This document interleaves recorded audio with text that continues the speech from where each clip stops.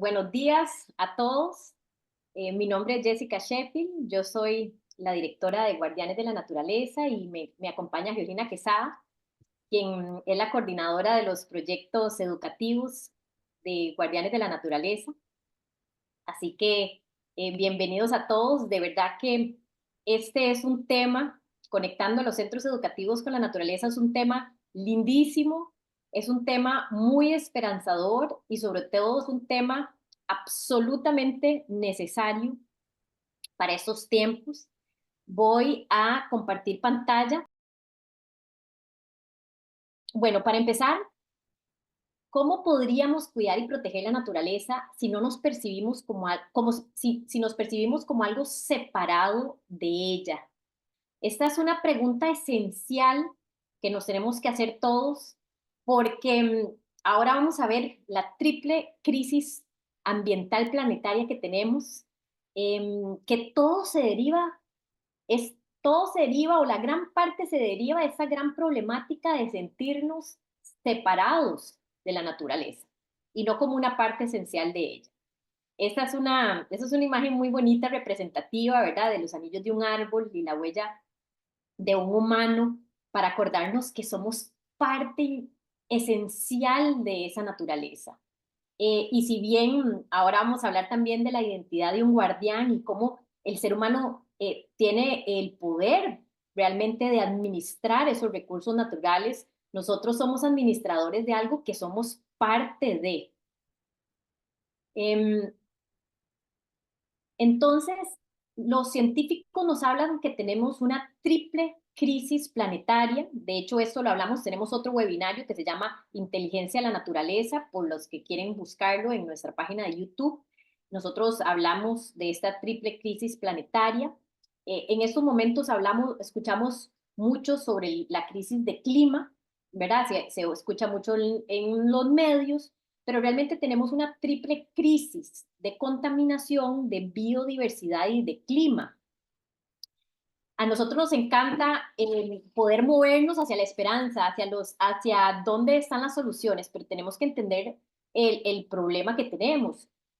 Sabemos que ya nos hemos sobrepasado en ciertos límites planetarios y y eso es algo que nosotros tenemos que ahora trabajar en poder restaurar lo que hemos destruido. En la crisis de contaminación, me gusta poner un ejemplo muy específico que nos dicen los científicos que para el 2050 tendremos más plástico que peces en el mar, que es una estadística que nos tiene que horrorizar a todos. Esta crisis de contaminación no es solo sobre plástico, es una crisis de contaminación en muchos niveles. Estamos contaminando la atmósfera, nuestros ríos, nuestros mares, la tierra, con todo tipo de contaminantes. Tenemos una crisis de biodiversidad, que es la diversidad de la vida. En uno de los últimos, en el índice de Planeta Vivo, que es un índice que se viene generando desde 1970, nos dice que hemos perdido, escuchen esta cifra, hemos perdido 69% de las poblaciones de vertebrados a nivel mundial, y Latinoamérica es uno de los que más ha perdido. ¿Y qué son las poblaciones de vertebrados? Pues ahí están los peces, las aves, los reptiles, mamíferos, etcétera. Entonces, 69% que hemos perdido, y sabemos que la vida es una cadena, todo está interconectado. Entonces, cuando estamos perdiendo esas especies, sabemos que es un dominó. Y clima, pues creo que no hay ni que decirlo, todos lo estamos sufriendo de una manera u otra. Cuando vemos que cada vez es más difícil descifrar cómo va a estar el tiempo y el clima también a largo plazo, cómo cada vez se ve más sufrimiento humano a causa de lo que está sucediendo con inundaciones, sequías, etcétera. Entonces, todo esto tiene una de las raíces esenciales de esto es que el ser humano se ha visto desconectado de nuestro mundo natural.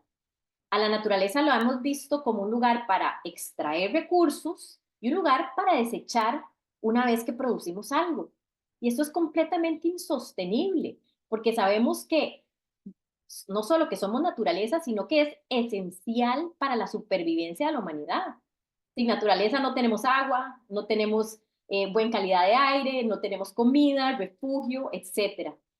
Entonces, esto es sumamente importante entender que estamos ante una triple crisis ambiental que no solo pone en riesgo nuestro bienestar, pero más allá pone en riesgo nuestra supervivencia. Y como dicen por ahí, no tenemos un planeta B para irnos. Sabemos que los científicos han pensado en irnos hacia Marte, pero no sé si ustedes han visto fotos de Marte, un lugar rojo, árido, polvoriento, donde no tenemos oxígeno, no color, vida. Entonces, realmente queremos que ese sea nuestro plan B, tal vez para las futuras generaciones. Tenemos el planeta más hermoso del universo, conocido por el hombre, y, y así como hemos destruido la naturaleza, tenemos esa capacidad de regeneración. Tenemos una manita levantada, las preguntas las vamos a hacer hasta el final para poder avanzar. Entonces, ¿cómo ustedes que están aquí, ustedes tienen un poder grandísimo, más grande del que ustedes imaginan? Y es que la educación para la sostenibilidad y la regeneración, poder hacer este enfoque de la enseñanza y el aprendizaje en armonía con la naturaleza es clave para nosotros poder tener una solución a esta triple crisis planetaria. Nos hemos visto desconectados, los sistemas educativos se han visto desconectados por muchísimos años. No sé si se acuerdan que antes nos decían que el agua era un recurso inagotable. Entonces, vean cómo ha ido cambiando la educación y cómo tiene que ir cambiando la mentalidad, donde nos damos cuenta que vivimos en un planeta finito, con recursos finitos y con una población que sigue creciendo. Entonces, ustedes, todos los que están acá, que la mayoría son educadores, tienen más poder del que ustedes imaginan para solventar esto. A veces pensamos que son las grandes corporaciones, que es el gobierno, que son tal vez los influencers. Y claro, todos juegan un papel importante, pero desde Guardianes de la Naturaleza realmente creemos que los educadores son los que tienen el mayor poder de transformación y de solución, porque es que estamos aprendiendo a enseñarle a los niños una manera de convivir con la naturaleza, que eso es a lo que tenemos que llegar. Tenemos que enseñar y aprender para un bienestar, que eso es lo que le llamamos ya a la educación regenerativa, para poder regenerar las relaciones con nosotros mismos, con las demás personas y con el planeta. La visión de Guardianes de la Naturaleza, vamos a ver si se me abre el video, es transformar a Costa Rica en una tierra de guardianes de la naturaleza, impulsando una educación regenerativa en nuestro sistema educativo y compartiendo nuestra estrategia de impacto colectivo a nivel mundial, reconociendo que el bienestar y la supervivencia de la humanidad dependen de ello. La educación para la sostenibilidad, todos los hemos escuchado. Entonces, la educación regenerativa nos lleva un paso más allá, que ya no es sostener, sino regenerar lo que hemos perdido. Costa Rica, uno de los países más biodiversos y hermosos del planeta.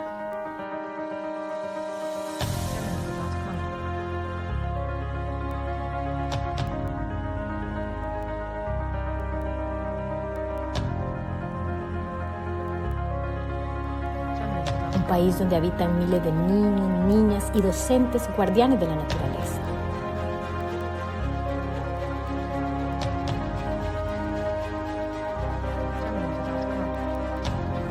En donde trabajamos para inspirar a millones más.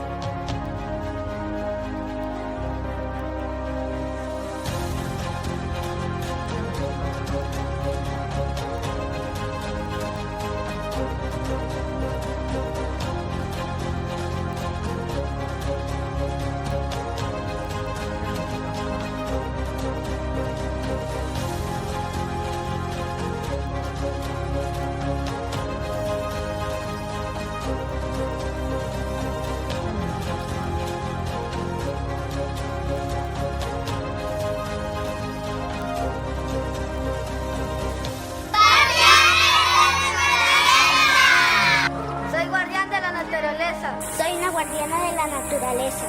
Soy una docente guardiana de la naturaleza. Lisa, yo soy la guardiana de la naturaleza. Soy una guardiana de la naturaleza. Soy guardiana. Soy una directora guardiana de la naturaleza. Soy una docente guardiana de la naturaleza. Soy un docente guardián de la naturaleza. ¡Guardianes de la naturaleza!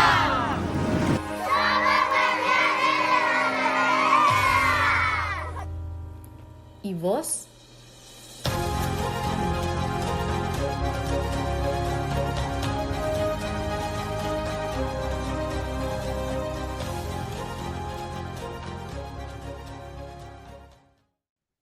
Y bueno, nuestra misión es educar y movilizar a personas como guardianes de la naturaleza en sus centros educativos y hogares, promoviendo una educación regenerativa y fomentando la colaboración entre el Estado, el sector privado y la sociedad civil. Sabemos que eso no lo logramos si no colaboramos todos juntos. Tenemos que remar todos en la misma dirección y de verdad ver, así como nosotros logramos ser un referente mundial en temas de medio ambiente, por las áreas protegidas, por nuestras energías limpias, ¿por qué no ser un referente mundial en una educación en armonía con la naturaleza? Bueno, aquí tenemos una cita muy bonita de un artículo, de un papel sobre el arte como herramienta de la educación ambiental que dice, todas las personas, pero especialmente los niños, necesitamos la naturaleza. Nos sentimos espontáneamente atraídos por ella y en su contacto nos desarrollamos de la forma más saludable a todos los niveles, físico, emocional, mental y espiritual.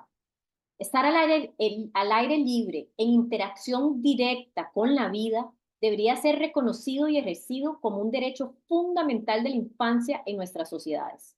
Hablamos del trastorno por déficit de naturaleza. No sé cuántas de ustedes han escuchado este término. Este término fue acuñado por Richard Louv, que está acá en este libro, que escribió Los últimos niños en el bosque. Richard Louv ha escrito más de 21 títulos que han sido traducidos a 13 idiomas. Él es un periodista, amante de la naturaleza, también es el presidente de la Red de Niños y Naturaleza. Y este concepto de trastorno de déficit de naturaleza busca resaltar los problemas de salud que surgen de nuestra creciente desconexión con el entorno natural, como el trastorno por déficit de atención, hiperactividad, la obesidad infantil, la disminución de la creatividad, la depresión, entre otros. Entonces, no sé quién ha tenido el chance de leerlos, pero tiene libros muy, muy interesantes. Les recomiendo esto. Cómo él, a través de investigaciones, de muchas entrevistas, se da cuenta de lo que le está pasando a muchísimos estudiantes, y es que cada vez están más encerrados, más en la tecnología, y cada vez se desconectan más de lo que muchos de nosotros vivimos creciendo. Poder subirnos a los árboles, poder estar observando la naturaleza, poder estar afuera. Cada vez eso lo perdemos más. Y quizás esto sea un efecto que se nota más en zonas urbanas que en zonas rurales, pero definitivamente es una tendencia mundial a desconectarnos cada vez más de la naturaleza. Entonces, pues la naturaleza, la ciencia lo dice, van a ver en toda la presentación diferentes citas de expertos, de científicos, nos brinda, bueno, además de que es el sostén de la vida, nos brinda beneficios para la salud física, mental, socioemocional, especialmente en la infancia. Pero hoy en día los niños y jóvenes pasan menos tiempo en contacto con ella. Entonces aquí hay algunos de los impactos que puede tener esa desconexión. Entonces se observan síntomas más graves en niños con trastorno por déficit de atención e hiperactividad cuando juegan en entornos asfaltados o sin vegetación, independientemente de los ingresos familiares. Las personas que carecen de vistas verdes y acceso inmediato a espacios naturales suelen tener un funcionamiento cognitivo significativamente más bajo. Eso es importante. El impacto físico También hay una correlación entre la falta de contacto con la naturaleza y aumento en problemas de salud como obesidad, raquitismo, asma y miopía. Es increíble cómo hasta la miopía nos llega a afectar el no estar afuera en la naturaleza.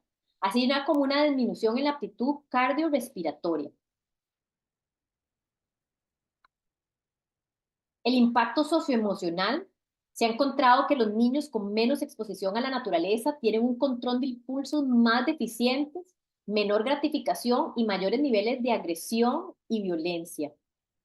Entonces podemos ver cómo esto impacta a todo, digamos, a todo el niño, a los adultos también, pero la etapa de los niños es esencial poder crear esa conexión directa con la naturaleza. Y es que estos es de estudios científicos que lo han podido demostrar este impacto.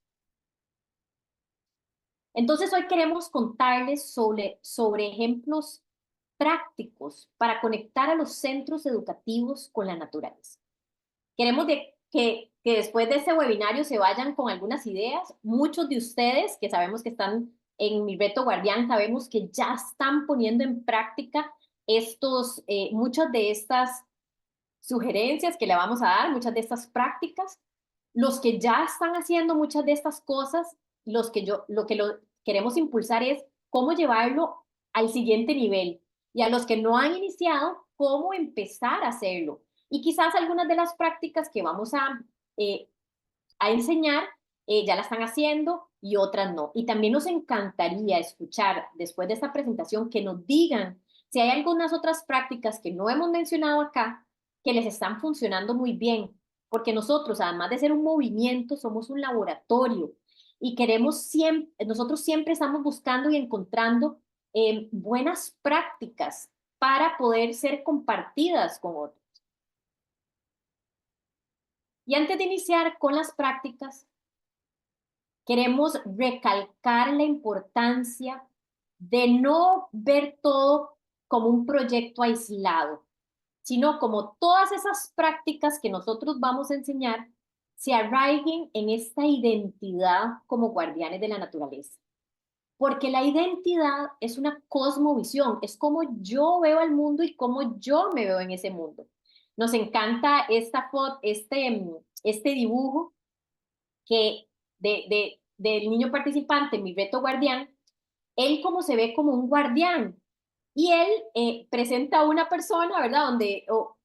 Donde hay una diferencia entre naturaleza positiva y naturaleza negativa, y cómo está dentro de nosotros permitirle a la naturaleza regenerarse, porque la naturaleza tiene esa capacidad increíble de regeneración. Inclusive cuando vemos que un bosque se quema, vemos que la vida surge. Hemos visto cuando hemos arrasado con pesquerías, pero se le da protección y tiempo a la naturaleza y regresa toda la biodiversidad. Entonces, los seres humanos tenemos dos poderes.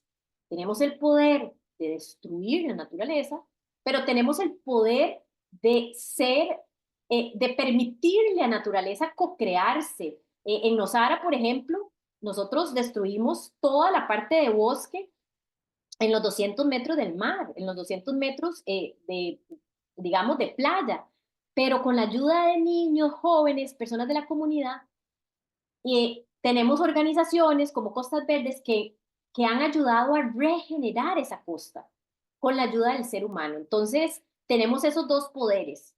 Entonces, cuando vean todas estas prácticas, queremos invitarlos a que cuando vayan a hacer alguna de estas prácticas con los niños, sobre todo cuando sean niños pequeños, porque los guardianes innatos son los de preescolar, primer ciclo, es recordarles de esa identidad. O sea, nosotros hacemos esta acción gracias a nuestra identidad. Como yo me veo como un guardián, yo voy a hacer, por ejemplo, un jardín amigable con polinizador. Como yo me veo como un guardián, vamos a ir a hacer una limpieza, por hacerles el ejemplo. Entonces, trabajemos mucho en esta identidad. Y esta identidad es algo que nosotros podemos repetir. Cuando hagamos algo, un proyecto relacionado con el ambiente, recordémosles que lo hacemos porque nosotros somos guardianes de la naturaleza. Porque eso no es, porque el ser, digamos, lo que es adentro de nosotros es lo que va a transformar hacia afuera. Entonces empecemos en cómo nos vemos. Es igual, yo siempre digo que es como una nacionalidad, que si somos costarricenses y nos llevan a Rusia o a China, siempre llevamos esa identidad de costarricenses. Entonces, que llevemos esa identidad de guardianes y ustedes como educadores que lleven esa identidad de guardianes. Entonces, bueno, una de las primeras prácticas que nosotros aconsejamos para conectar a los centros educativos con la naturaleza y las comunidades educativas es empezar a impulsar los jardines amigables con polinizadores. Aquí tenemos una cita muy bonita que dice: la naturaleza amortigua el impacto del estrés de la vida en los niños y los ayuda a hacer frente a la adversidad tanto en zonas urbanas como rurales. Entonces, ¿cómo logramos hacer eso? Los jardines amigables con polinizadores, a diferencia de las huertas, son un poco más sencillos porque normalmente lo ideal es sembrar plantas nativas que no requieren tanto cuidado. Ahora vamos a poner algunas plantas que sirven para atraer polinizadores. Tenemos un manual que se los vamos a enviar al final por correo electrónico con toda la información de diferentes manuales que llevan un poquito de información más profunda porque no nos da tiempo de ver todo acá. Pero si ustedes deciden empezar un jardín amigable con polinizador o deciden ampliar sus jardines amigables con polinizadores, ustedes sin duda van a traer más color a sus centros educativos.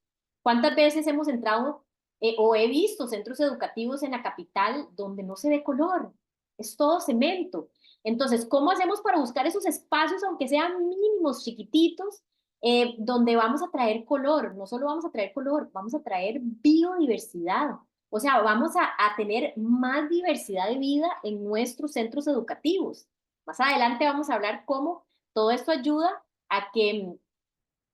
a impulsar los corredores, todo el tema de corredores biológicos. Ayudan a conectar, a la conectividad, porque cada vez somos como islas, cada vez las zonas protegidas son como islas, donde vamos fragmentando y fragmentando. Entonces, como sus centros educativos y las zonas verdes, y si ustedes llevan esta información a sus estudiantes, a sus familias, nos decía de hecho Richard Luke, que yo tuve el honor de conocerlo, decía él y un amigo, un científico que también trabaja con él, tendríamos el área protegida el más grande del mundo si todos los centros si entre los centros educativos y los patios de las casas podíamos tener el parque más grande del mundo. Y también el ornato, se va a ver lindo su centro educativo. Entonces, tiene muchísimas ventajas, porque además de biodiversidad y conectividad, también va a mejorar el suelo, va a ayudar con cambio climático. Es un manualito muy corto que tenemos sobre jardines amigables con polinizadores. Queremos seguir reforzándolo con el tiempo, pero van a ver todas las ventajas, inclusive van a ayudar con todo el tema de cambio climático, porque estas plantas están ayudando a atrapar carbono y a fijarlo en el suelo. Algunas consideraciones básicas que tienen que tener es el espacio donde van a colocar este jardín amigable con polinizadores, un lugar que ojalá los estudiantes no le estén pasando por encima, porque si no estas plantas se van a morir, un lugar donde se pueda, ya sea en llantas para que sea protegido, se le pueda poner piedras o algún tipo de barrera para que no le pasen por encima. El tipo de plantas es lo esencial. Siembre ustedes en su casa una planta amigable con polinizador y van a empezar a ver mariposas, colibríes, todo tipo, abejitas. Es increíble porque en mi casa yo he sembrado ese tipo de plantas y es tan lindo despertar y poder ver toda esta vida, ¿verdad?, alrededor de las plantas. También la época del año es importante. El inicio de la época lluviosa, por ejemplo, es ideal. No sembremos estas plantas en puro verano, que van a necesitar muchísima cantidad de agua. Entonces, tratemos de hacerlo cuando todavía hay lluvias, que van a ayudarle a que esta planta se nos pegue.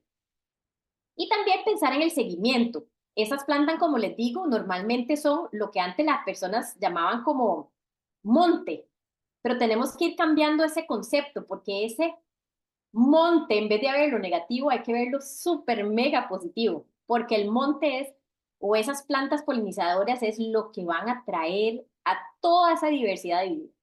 Aquí hay una cita muy linda que a mayor tiempo al aire libre se reducen las tasas de miopía en niños y adolescentes. Eh, esta es digamos, un hallazgo científico muy, muy importante, sobre todo cuando los niños ahora están muy conectados a sus teléfonos.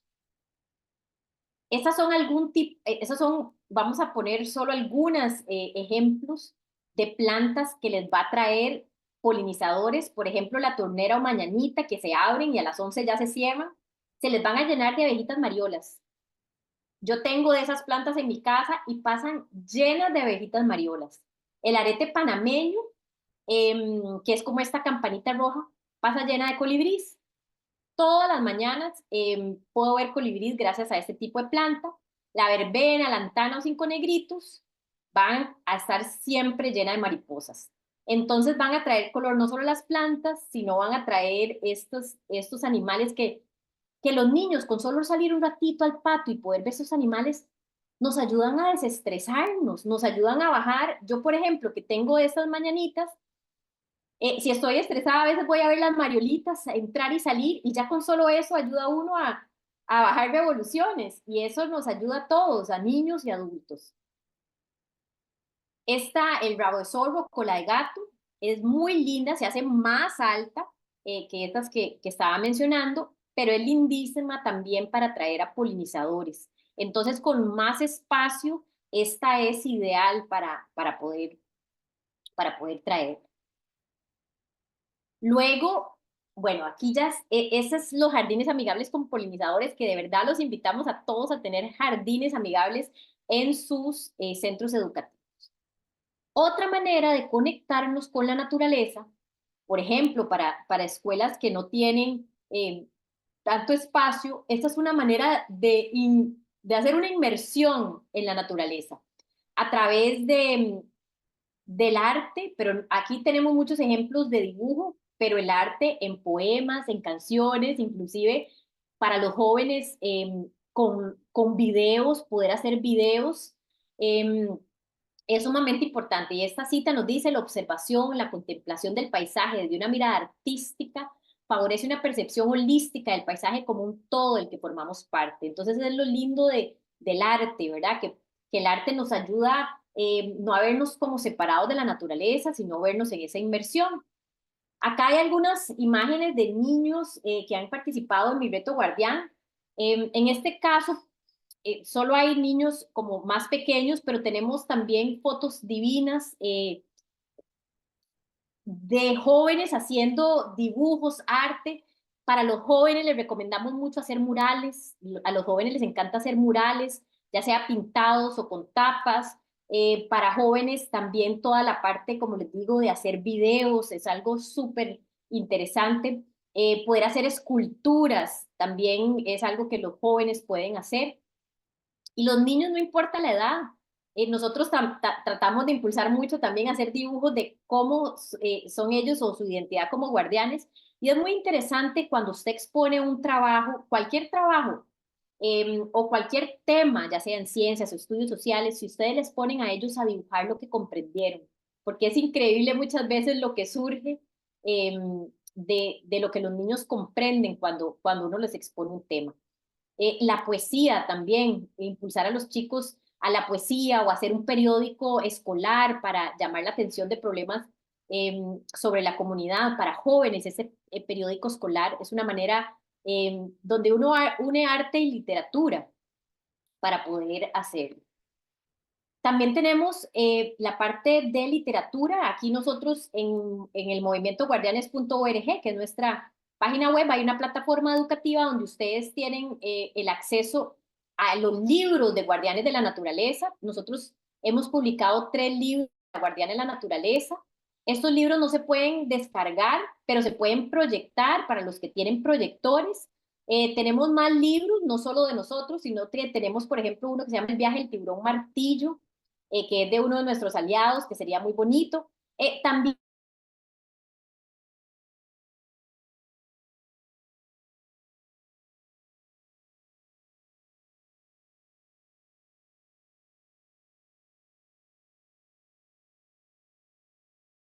para todas las edades. Para los niños pequeños no es necesario sacarlos del centro educativo si no se puede. Dentro del centro educativo, por más limpio que esté, siempre se pueden encontrar cositas pequeñas. Para los jóvenes, saquémoslos a hacer limpiezas comunitarias. Esto les da un gran empoderamiento, están afuera, trabajan colaborativamente, conocen la problemática de sus comunidades, están al aire libre, que a quien no le gusta salirse del aula. Ellos tienen ese sentimiento de contribución, impacto positivo. Qué lindo impulsar esta visión de los estudiantes como agente de cambio positivo. Y no podemos hacer un agente de cambio positivo en una pizarra. Somos agente de cambio positivo cuando aprendemos una problemática y salimos a solucionarla. Entonces, esta parte de colaboración, además de que los problemas que tenemos como sociedad en todos los niveles no los sacamos solos, es a través de las colaboraciones. Nosotros hablamos de colaboraciones radicales, tenemos que colaborar de maneras nunca antes vistas. Entonces, cuando hacemos estas limpiezas, ese sentido de colaboración que algunos están recogiendo, otros están moviendo las bolsas, etcétera. Y también eso es salud, aquí ponemos salud ambiental, pero también es salud para los niños poder hacer este tipo de ejercicios o de prácticas. Para los más pequeños, hacer una limpieza es como realizar una búsqueda del tesoro. Nosotros en Guardianes de la Naturaleza hemos realizado muchísimas limpiezas con niños desde maternal y preescolar. Y les contamos que por experiencia, para los más chiquititos, hacer una limpieza es como una búsqueda del tesoro. Ellos se emocionan, ellos le enseñan a la maestra, mire, me encontré esto. Entonces, de verdad que inclusive dentro del centro educativo, que se encuentran cositas y ellos ponen ese granito de arena, porque nosotros como guardianes queremos impulsar de que no hay edad para ser un guardián de la naturaleza. Desde el más chiquitito puede hacer ese aporte. Para los más grandes, sacarlos es también esencial. Nosotros hemos trabajado mucho con jóvenes sacando llantas de ríos, jóvenes, y esto los empodera a ser agentes de cambio. Algunas consideraciones básicas, ¿verdad? Que sea un lugar seguro, muy importante, que si lo sacamos, va a ser un lugar seguro, si es una carretera, por ejemplo, o si es un río, asegurarnos, ¿verdad?, que tengamos todas las condiciones seguras para los más chiquitos. Si no tenemos un lugar cerquita del centro educativo, como les digo, puede hacerse adentro. Planear el día de la limpieza. Algo muy importante que a veces no hacemos es separar reciclables de no reciclables, porque le estamos enseñando de una vez que no todo es basura, que podemos, que algunas cosas como plásticos y Tetra Paks y vidrio muchas veces se pueden volver a valorizar. Pensar en el destino final de estos residuos recolectados, o sea, el día que vamos a planear esta limpieza, ¿qué va a pasar con esos residuos? ¿Verdad? Si hacemos una limpieza más grande para la comunidad, con jóvenes, si podemos colaborar con la municipalidad o si podemos colaborar con alguien que se lo lleve a un lugar apropiado. Y si son con los más chiquitos y tenemos, ojalá ya, cómo separar los residuos en nuestro centro educativo, separemos lo que es reciclable de no es reciclable. Y también buscar aliados, sobre todo cuando vamos a salir fuera de nuestro centro educativo. Hay muchas organizaciones ya haciendo limpiezas, ya hay muchas municipalidades que promueven estas limpiezas. Toquemos puertas, hagamos aliados y que nuestros estudiantes vean que esa colaboración entre ellos mismos y entre personas externas a la comunidad educativa también son esenciales. En este tema de todo lo que tiene que ver con residuos, porque una de las crisis ambientales más grandes que tenemos es de contaminación, el reducir, reusar y reciclar. Y en este orden, a veces pensamos que reciclar es la opción. Y absolutamente no, reciclar es lo último que tenemos que hacer. Lo primero es reducir. ¿Cómo hacemos para tener menos cantidad de residuos en nuestros centros educativos y en nuestros hogares? Y un consejo que damos, por lo que hemos observado, es que los centros educativos con menor cantidad de residuos son los que promueven meriendas y almuerzos saludables. Aquellos centros educativos donde son muy estrictos en qué se puede traer de meriendas o inclusive que le dan la merienda al niño y los almuerzos tienen muchos menos residuos de cuando los niños traen las meriendas de las casas. Un ejemplo de una escuelita que tenemos acá es que, por ejemplo, parte de la fruta que se le va a dar al almuerzo, que los niños estaban desperdiciando, se lo empezaron a dar durante la merienda, y eso bajó mucho la cantidad de residuos que el centro educativo tenía. Aquí también les presentamos este ejemplo de punto ecológico que nosotros venimos usando en varias escuelas, que es con bolsas transparentes. Todo el tema de reciclaje es complicado en los centros educativos. Hay muchos niños, algunos ponen unas cosas, y cuando uno pone un contenedor cerrado donde no se ve lo que hay, las probabilidades de que no se esté manejando bien son muy altas, porque es mucho más complejo. Este ejemplo yo lo vi una vez en una feria del libro donde habían cientos, si no miles de visitantes, y vi cómo todo estaba organizado. Me sorprendió realmente porque la sencillez del sistema hace que no es un método infalible. Claro, todavía tiene que haber supervisión, pero ayuda a mejorar los procesos de reciclaje. Entonces, de verdad que los invitamos a considerar estas bolsas. De hecho, las vende Canguro, tiene bolsas reciclables transparentes y a nosotros nos han servido muchísimo. Bueno, otro tema son los de las huertas escolares. Los jardines y huertos científicamente en las escuelas mejoran el aprendizaje y el comportamiento de los niños. Hemos hablado con muchos directores que nos dicen que estudiantes que también tal vez tienen mal comportamiento, ellos los incentivan trabajando en las huertas, y estos niños de verdad, este contacto con la tierra, el estar afuera, les ayuda a regularse emocionalmente, porque ¿cómo podemos aprender si no podemos tener esa regulación emocional primero? Entonces, estas huertas escolares son muy importantes para poder mejorar el aprendizaje de los estudiantes. Algunas de las ventajas, estas son huertas en diferentes centros escolares de nuestro país, ese contacto con la tierra, ¿verdad?, que podemos tener.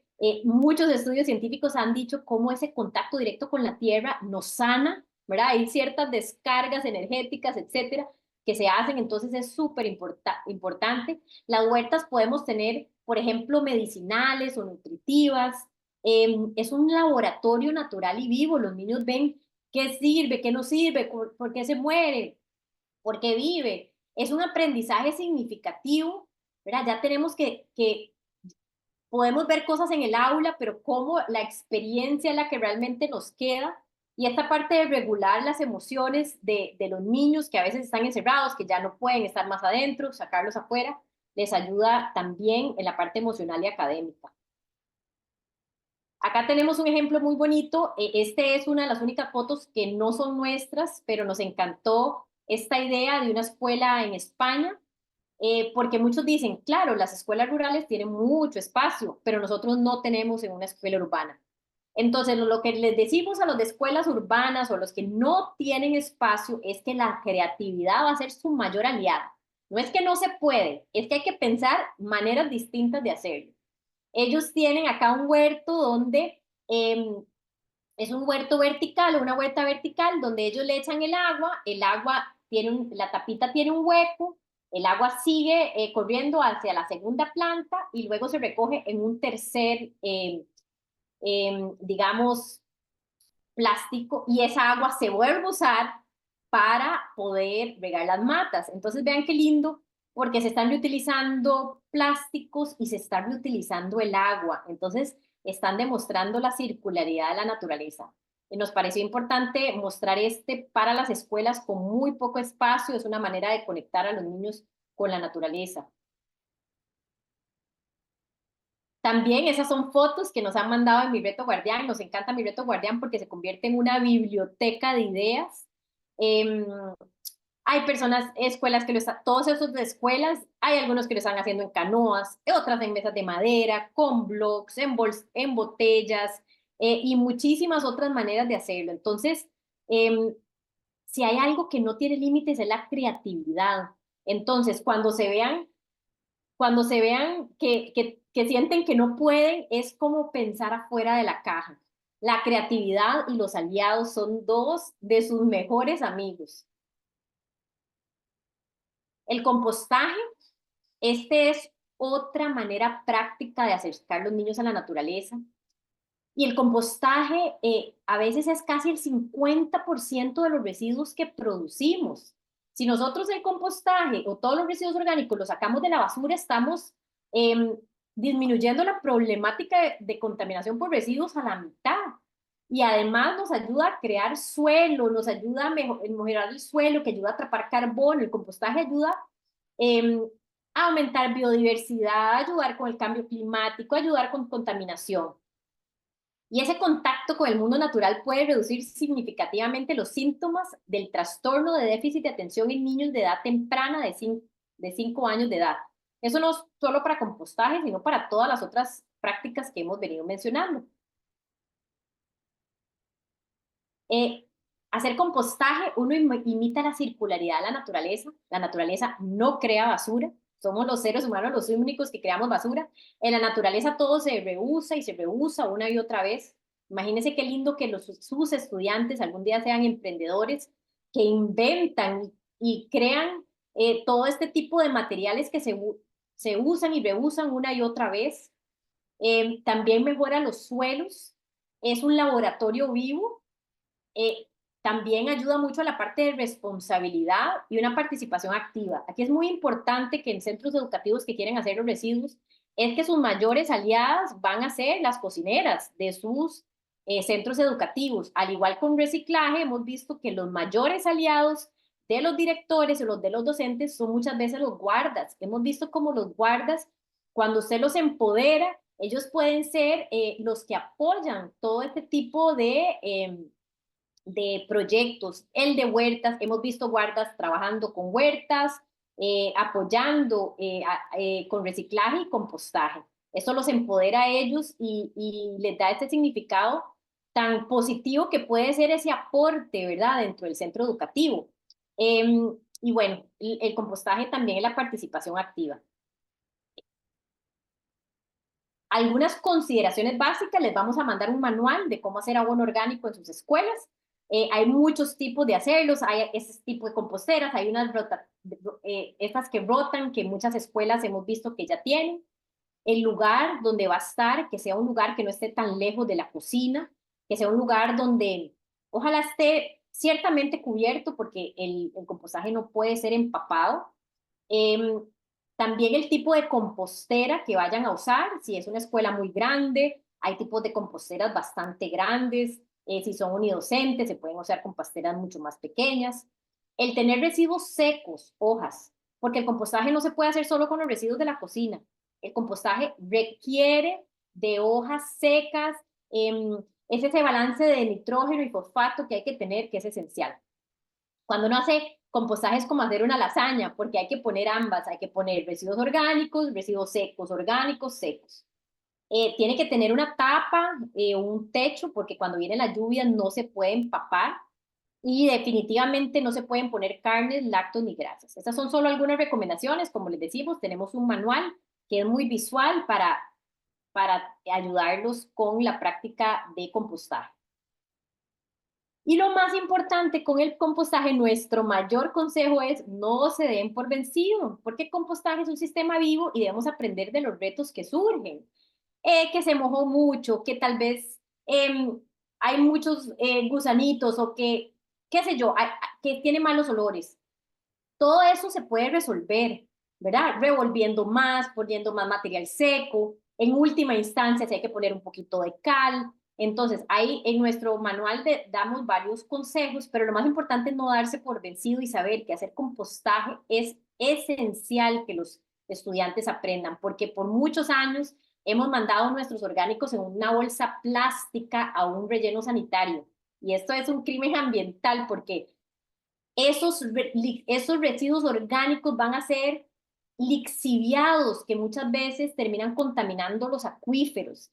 Entonces, tenemos que ir aprendiendo en el centro educativo cómo hacer eso para que eventualmente esos estudiantes tengan esa práctica en sus casas.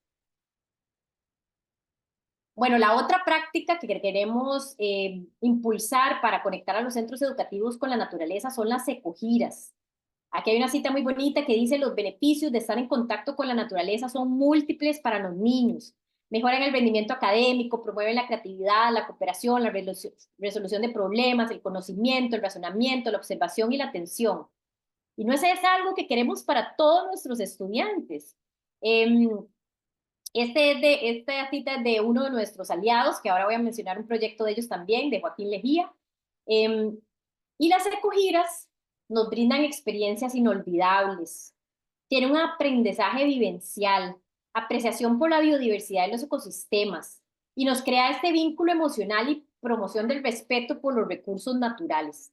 Entonces, nos brindan muchísimos, muchísimos beneficios. Ahora, sabemos que las ecogiras también tienen algunas complejidades. Para algunos son caras, poder sacar a los niños. Entonces, una de las cosas que nosotros promovemos es busquen aliados. En Nosara hemos logrado crear estas ecogidas gracias a la empresa privada. La empresa privada ha logrado financiar, por ejemplo, el transporte.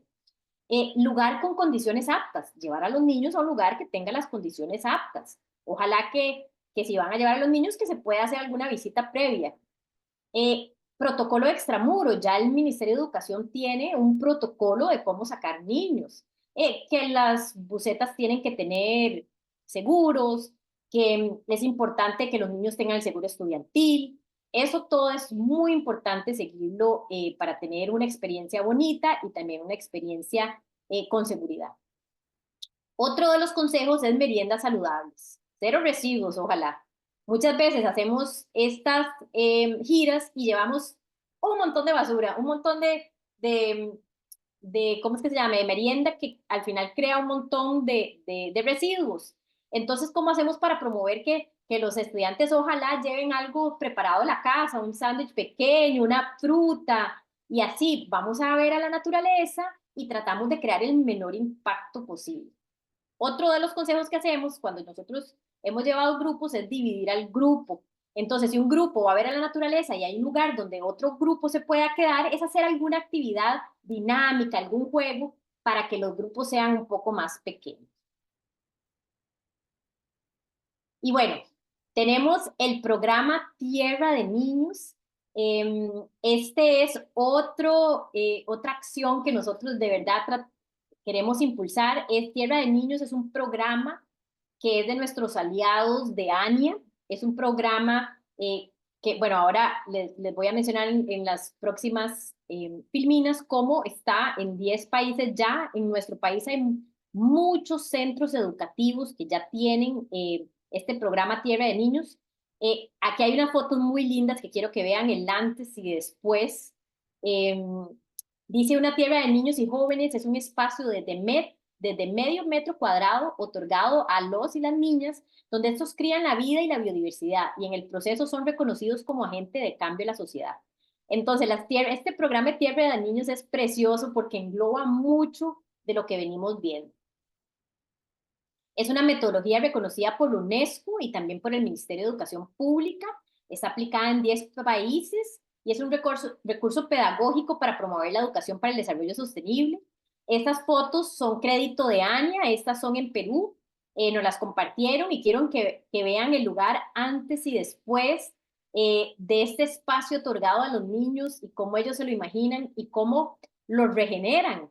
Básicamente están haciendo lo que tenemos que hacer a nivel planetario, regenerar nuestro planeta. Ellos regeneraron ese espacio, unos metros cuadrados, que en la foto de arriba vemos destrucción, vemos contaminación, vemos un lugar donde no queremos estar ni ir, vemos un lugar donde no se ve ni salud ambiental, ni un lugar donde vamos a tener salud mental.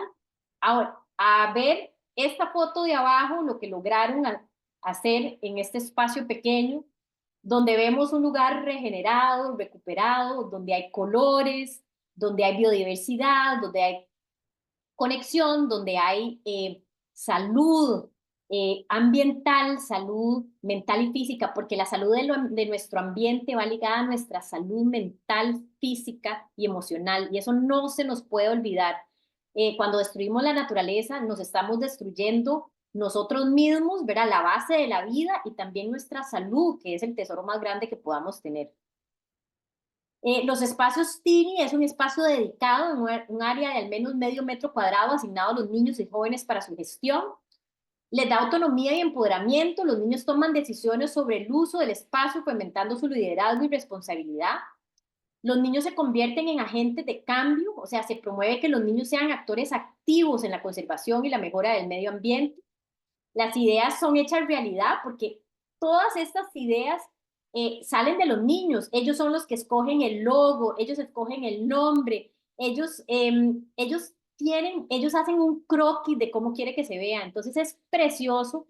Nosotros desde Guardianes de la Naturaleza tenemos un laboratorio educativo del Mar Academy y ya la metodología TINI se está implementando y ha sido increíble cómo los niños, cuando se les da un espacio y saben que es de ellos, ese empoderamiento, ellos quieren ir a trabajar ahí todos los días. Entonces, estos aliados nuestros de verdad que tienen un proyecto increíble que nosotros queremos seguir impulsando. Ideas hechas realidad, ¿verdad? Y conexión con la naturaleza, fomenta el vínculo directo entre los niños y su entorno natural, promoviendo el respeto por la biodiversidad. Y es un aprendizaje práctico, ¿verdad? Ellos desarrollan ahí muchísimas habilidades. Esas también son unas fotos, esas también son de Perú, aunque como les digo, ya hay muchas TINIs aquí en Costa Rica también. Todas las escuelas que están dentro del programa de la UNESCO, muchas de ellas ya están haciendo la metodología TINI también. Andrés, quien se nos conecta hoy para contarles un poquito, él es un biólogo especializado en restauración ambiental y paisaje, con amplia experiencia en conectar a los centros educativos con la naturaleza. Andrés nos viene ayudando en varios proyectos, inclusive con uno de servicio comunal estudiantil que estamos piloteando con el MEP, con jardines amigables con polinizadores. Quiero hacerte dos preguntas y una de ellas es, ¿cómo pueden los centros educativos apoyar a los polinizadores y otra fauna local, como aves o inclusive aves migratorias, a través de las plantas que ellos eligen sembrar? Buenos días a todos los que nos escuchan. Muy contento de poder participar aquí. Jessica y Regina, muchas gracias por darme la oportunidad. Con respecto a esa pregunta, sí, realmente hay que partir del hecho de que lo que sea que sembremos es lo que va a traer las cosas, ¿verdad? Entonces, hay curiosamente, de una universidad en Estados Unidos, hay como un lema que dice, si usted los siembra, ellos vienen. Entonces, ¿cómo podemos hacer eso? Con lo que son las plantas, tenemos que pensar en el tipo de plantas, el tipo de aves que tenemos, el tipo de fauna que tenemos. Si logramos hacer jardines o zonas verdes, digamos, puede ser más amplio que solo un jardín pequeño, pero estos ejemplos de Tini son perfectos para eso. Podemos atraer la biodiversidad que queremos. Entonces, si sembramos plantas con flores, idealmente que sean nativas y de la región, Costa Rica tiene muchas zonas de vida, lo cual significa que tenemos mucha variedad de plantas que podemos utilizar.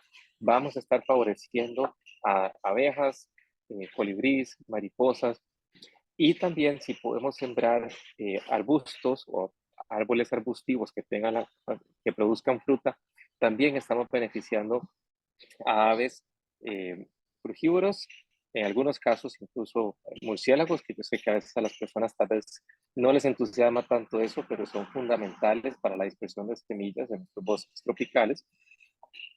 Y bueno, así es como podríamos estructurar, pensando en qué especies tenemos, qué podemos entonces favorecer, y que me parece a mí siempre muy interesante es entender en qué parte del país está mi escuela o mi centro educativo, porque van a haber diferentes especies de aves principalmente que vienen migrando en estas épocas para evitar el invierno. Entonces, a partir de noviembre ya empiezan a aparecer otras especies de aves y es genial si les podemos dar la posibilidad de tener algunas frutas de camino. ¿Y cómo hacen las personas, por ejemplo, conseguir ese tipo de plantas? La observación, por ejemplo, muchas pueden estar en la casa de la abuelita, de la tía, del vecino. Sí, en efecto, o sea, una de las primeras cosas es la observación. Si tengo familiares con jardines, poner atención, a ver en qué está llegando. Por ejemplo, yo aquí está un jardín enfrente y estoy viendo ya 2 especies de mariposa que están apareciendo, ahí revoloteando y parándose en ciertas flores. Entonces, puedo empezar a tener esa idea. ahí aprovecho porque sí he visto, no funciona para todas las especies que yo quisiera, pero una aplicación que se llama Plant Finder es gratuita para teléfono y algunas especies las logra identificar. Entonces, además de eso, no necesariamente que es experto, pero con tomar una foto puede eso ayudar. También, desde luego, si tiene la posibilidad, el material que ha generado Guardianes de la Naturaleza, pues es muy útil, muy didáctico, permite identificar algunas de estas especies con mucha facilidad e incluso brinda un poco de información de dónde se pueden ver favorecidas. Pero definitivamente la observación es de lo primero que tenemos que tener. Vamos a ver diferentes tipos de arbustos que puede ser que tengan frutas que no conocemos, pero si vemos que están llegando pájaros y la están comiendo, pues eso es un excelente indicador de que puede ser que yo quiero eso en mi centro educativo o en mi jardín. Y si tal vez solo tengo uno en el jardín y tengo campo para dos, mejor pongamos dos. Excelente, Andrés.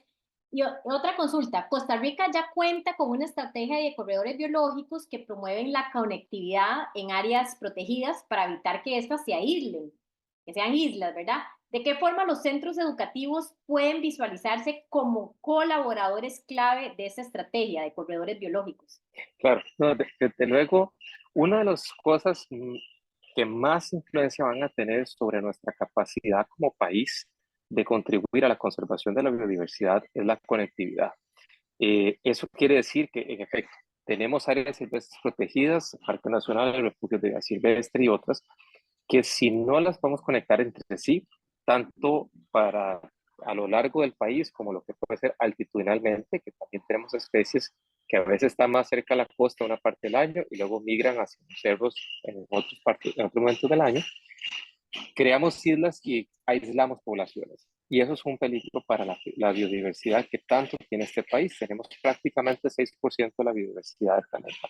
Entonces, ¿cómo pueden los centros educativos aportar? Creando espacios verdes que pueden ser de diferentes tamaños, los que cada centro pueda, ¿verdad? Aportar para crear un croquis, ¿verdad? Que facilita el moverse para especies que tienen alto movimiento, como las aves, por ejemplo, las mariposas y otras. Esos pasos que nos van a armar un rompecabezas entre un área silvestre protegida y otra. E incluso sería bueno, siempre es muy interesante ver qué parches de bosques hay cerca, qué especies tienen esos bosques, que puede estar a 100 metros, a 1 kilómetro, etcétera, al centro educativo, y tratar de contribuir a que las especies que yo pongo coincidan un poco con eso que está cerca, ¿verdad? Entonces esos fragmentos se van creando como un caminito de piedras, digámoslo así. Si yo fuera caminando sobre adoquines, ¿verdad? Estoy armando poco a poco y las genero entre un sitio eh, silvestre y otro, y ayudo a que haya una migración. Y eso incluso, no solo aquí, además, si contribuimos realmente, podemos influir a nivel casi continental. Nosotros tenemos un 30-40% de las especies de aves que nos visitan, vienen desde Canadá y Estados Unidos, migran hasta Colombia. Entonces, eso que podemos en los centros educativos puede perfectamente contribuir. Y se ha visto con mariposas también, como el cambiar los jardines nada más, ni siquiera entrarle a que todo un bosque, ha aumentado poblaciones de estas especies, incluso mariposas, de un 20 o 30% de lo que venía de caída. Entonces, muy importante cómo lo estructuramos, pero que cada pedacito cuenta, porque cada pedacito de eso se vuelve un micro hábitat que les facilita moverse de un espacio a otro. Excelente, Andrés, qué lindo lo que dice Andrés. No importa el espacio, aunque sea unos metros cuadrados que ustedes le empiecen a dedicar, no solo atrae la vida, la conectividad, la biodiversidad, sino que hemos visto también la salud cognitiva, emocional, física de los niños, el poder traer naturaleza a los centros educativos. Creo que ahí lo que, digamos, agregaría, ¿verdad? Realmente en algunos padres de familia. Yo pienso que si los podemos traer a la mesa, no solo podrán aportar tal vez alguien esté dispuesto a donar 2 o 3 matas, y ahí alguien más otras 3, y bueno, ahí se va armando todo, sino que los padres de familia son quienes también tienen una alta capacidad de influir en lo que sucede en el centro educativo, ¿verdad? O sea, lo hemos visto cuando, pues por otras razones, lamentablemente se ha querido o necesitado alguien hacer una sustitución de alguna cosa, de alguna persona dentro del centro educativo. Pero yo lo vi cuando pues, he trabajado en varios centros educativos haciendo esto. Definitivamente es importante que el director, y ojalá pues para arriba, eh, estén, o directora, ¿no? Estén dispuestos a participar en esto, pero siempre va a venir la influencia del interés de los papás, siempre va a ayudar. Alguna profesora o profesor puede traer la iniciativa, pero yo pensaría que una de las cosas claves es entre los aliados estén los papás, para que haya ese, bueno, digo yo, a este movimiento, ¿no? O sea, que tengamos suficientes personas que entonces el docente se sienta respaldado y pueda ir, ¿verdad? A hablarlo con el director y empezar a ver cómo se puede incorporar, tal vez a través de un programa TINI o alguna otra metodología que Guardianes pueda proponer, pero sí los papás van a ser clave, porque también son ellos quienes van a ir facilitando la motivación de los niños de participar en estas cosas, ¿verdad? O sea, eso sí uno lo puede ver claramente, quiénes se involucran, qué papás apoyan, y los que no, pues ahí como que quieren, pero desde atrás tienen como alguien que tal vez no les está hablando muy positivo hacia la asunto. Creo que claro, es un reto, pero yo diría que es importante abordar esa parte también. Excelente ese consejo. No sé si queda otro, si no vamos a ir cerrando. Muchas gracias, Georgina. Muchas gracias, Andrés. De verdad, que tengan un excelente día y bueno, le mandamos un saludo cordial, con mucho amor desde diferentes partes acá del país. Mucho gusto. Gracias a todos por asistir.